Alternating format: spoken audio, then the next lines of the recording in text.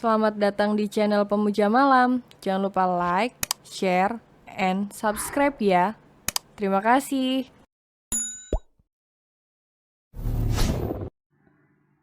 Chapter 14. Bermesraan. Perusahaan Kenan Alvaro. Ardi, kau ajarkan apa-apa saja tentang pekerjaan kepada Bastian selama dia menjadi sekretarisku, ucap Kenan dengan tegas. Baik bos, akan saya laksanakan. Ardi tersenyum melihat Kenan. Bastian hanya terdiam. Sungguh, ia tidak mengetahui apapun. Ia tidak pernah bekerja sama sekali sejak dahulu. Setelah kepergian Kenan, Ardi mulai memberi tugas apa saja yang harus dikerjakan oleh Bastian. Dan merasa sangat rindu kepada Alice. Ia hendak menelpon Alice, namun ponselnya berdering. Halo, ayah, ada apa menelponku? Ucap Kenan dari telepon. Dasar, menantu tidak sopan kau ini, seru Aziz dari balik telepon. Maaf ayah mertua, aku ingin segera menelpon istri kecilku, ucap Kenan yang disusul gelak tawanya. Lebay, aku ingin bertanya, apa kau melihat aku dan Sarah semalam? Tanya Aziz. Lupakan saja, aku melihatnya hanya sedikit, jawab Kenan sambil tertawa. Kumohon, jangan beritahu Alice. Kau tahu bukan, Saras hanya untuk nafsu saja. Aku tidak mencintainya, ucap Aziz. Baiklah, aman itu. Besok jadwalkan meeting kita di cafe Love Story. Aku ingin segera menelpon istri kecilku, ucap Kenan. Baiklah, aku tutup dulu teleponnya, ucap Aziz. Setelah teleponnya terputus, Kenan menelpon Alice, namun tak kunjung diangkat. Aku rasa Alice sedang tidur mungkin. Kenan melihat jam sudah menunjukkan pukul 12.30. Kantor Aziz Prananda. Sayang, besok kita akan meeting bersama Kenan Alvaro jam 9 pagi di Cafe Love Story, ucap Saras. Iya sayang, hari ini aku ingin kembali cepat. Aku ingin melihat Alice di rumah Kenan, sahut Aziz. Saras yang mendengarnya tersenyum. Ia malam ini berencana pergi ke bar untuk mencari mangsa baru. Tidak apa sayang, sehabis kantor nanti aku ingin bertemu teman-temanku, jawab dusta Saras. Oh, baiklah, pergi saja, ucap Aziz pelan. Tak terasa kini hari sudah sore. Para karyawan berlalu lalang pulang. Kenan hendak pulang. Ia mengajak Bastian. Ayo Bas, pulang bersama papa, ucap Kenan. Tidak Pak, Bastian ada sedikit urusan. Mungkin akan sedikit larut malam pulangnya Pak, ucap Bastian. Pria itu malam ini ingin pergi ke bar untuk mencari wanita baru. Karena Gisha hamil, Bastian tidak bisa merasakan. Baiklah, papa pulang duluan, jangan terlalu malam pulang. Ingat istrimu lagi hamil, ucap Kenan. Setelah Kenan pergi, Bastian langsung menaiki mobilnya menuju bar. Sesampainya Bastian, ia langsung duduk di meja yang sudah dipesannya. Bastian menghisap rokok dan meminum beberapa gelas. Di perusahaan Aziz Prananda. Setelah kepergian Aziz, Saras menaiki taksi menuju bar. Ia sangat ingin mencari mangsa yang masih segar dan muda. Tak lupa ia berdandan dan mengenakan baju yang sangat mini dan seksi. Siapa saja yang melihat Saras pasti tidak mampu menahan. Setelah Saras sampai, ia bergegas masuk. Terlihat para wanita sedang menari-nari, dan para lelaki ikut menari, dan juga ada pasangan yang sedang memadu kasih. Hingga mata Saras melihat pria muda yang merokok sendirian. Saras menghampiri pemuda itu. Hai tampan, Sendirian saja. Mau tante temani tidak? Tante sudah pesan kamar. Saras langsung mendekati Bastian. Bastian melihat Saras yang begitu menggoda. Walau Saras sudah 35 tahun, namun wajahnya terlihat sangat masih muda. Boleh saja, asal tante pandai ucap Bastian melihat betapa seksinya Saras. Jangan meragukan tante sayang, kau akan ketagihan kalau sudah merasakannya. Bahkan bisa sampai pagi kita. Jawab Saras yang sangat menggoda. Berapa yang harus aku bayar tante? Tanya Bastian cepat. Berapapun tante akan menerimanya. Saras mulai duduk di Bastian dan langsung menyambar Bastian.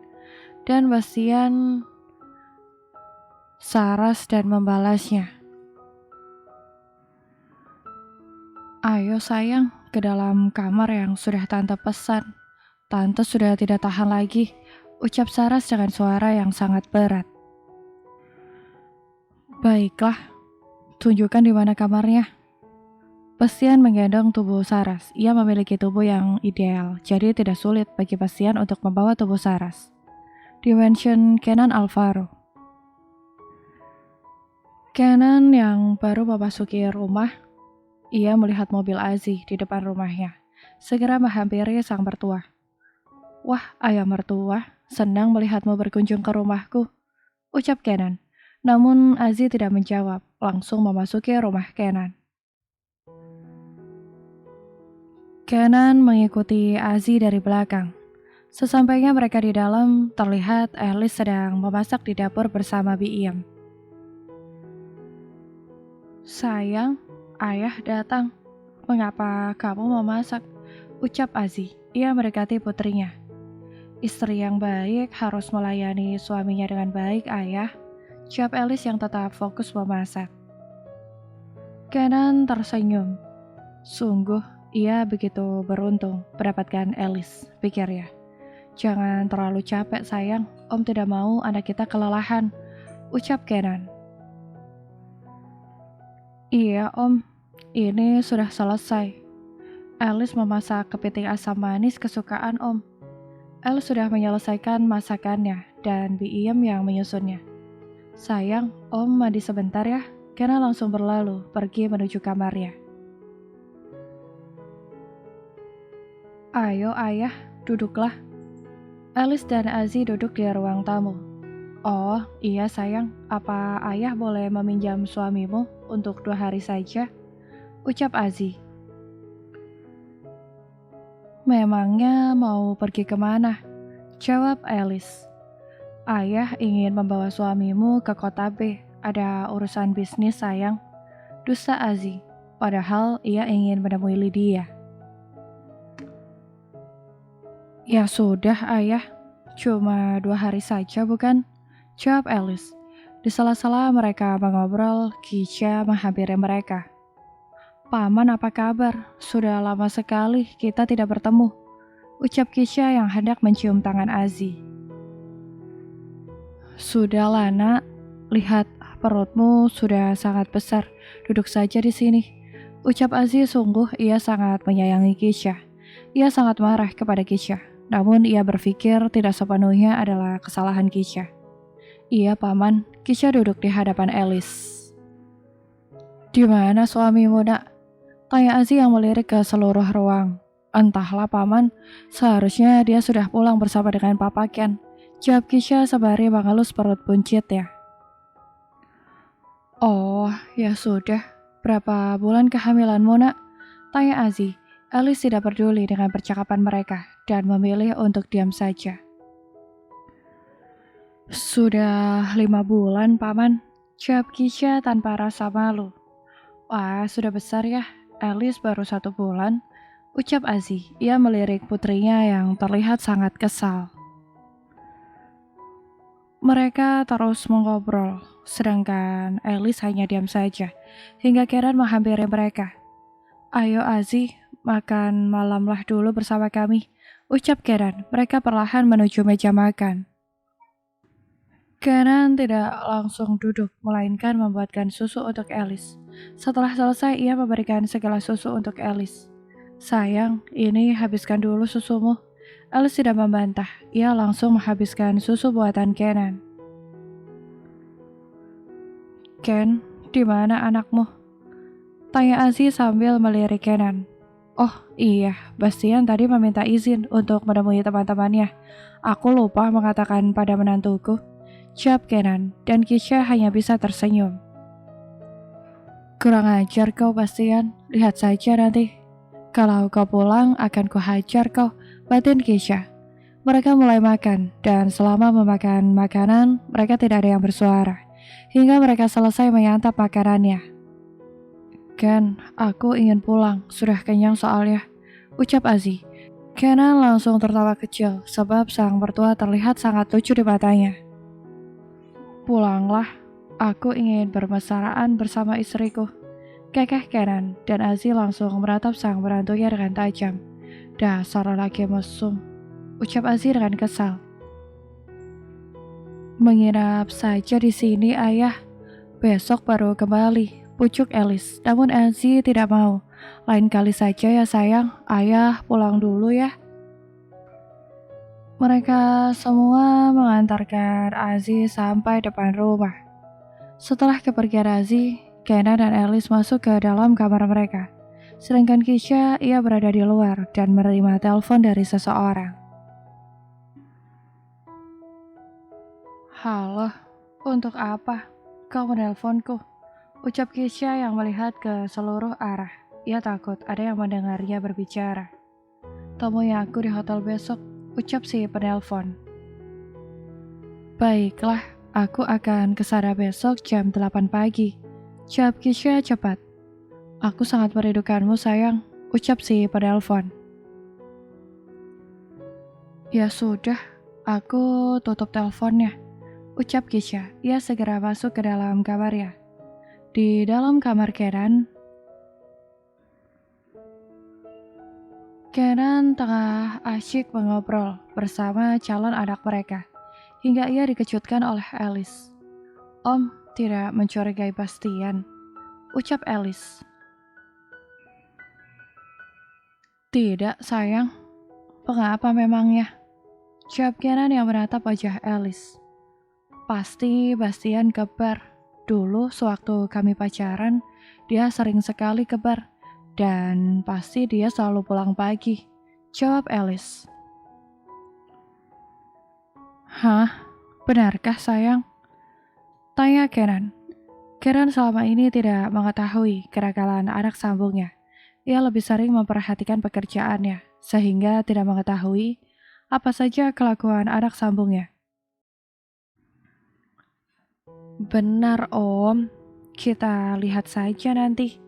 Jika dia pulang cepat, itu artinya dia tidak kebar. Dan jika dia pulangnya sangat larut, pasti dia kebar, ucap Alice. Kenan terdiam dan memikirkan perkataan Alice, sebab sama sekali tidak tahu pergaulan Bastian selama ini. Kenan sangat gelisah akan perkataan Alice, hingga ia menunggu Bastian pulang. Ia menunggu Bastian di ruang tamu.